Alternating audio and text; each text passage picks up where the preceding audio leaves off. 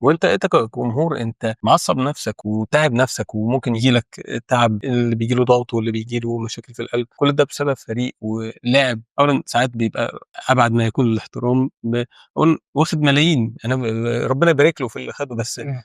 يعني أنت شاغل نَفْسك وصعبان عليك أوي وأنت بتاخد ملاليم وهو بياخد ملاليم، لأ إمم. ركّز وشوف مستقبلك أنت.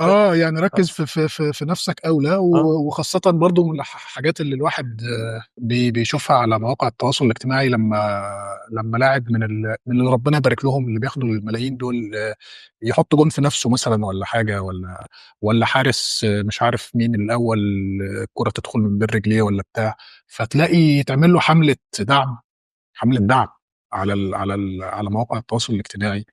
في حين إنه كل واحد أولى إنه يدعم نَفْسه، وبعدين يعني هل أنت لو غلطت في شغلك بترجع البيت تلاقي أسرتك حتى عاملة لك حملة دعم؟ إمم. يعني ما بيحصلش.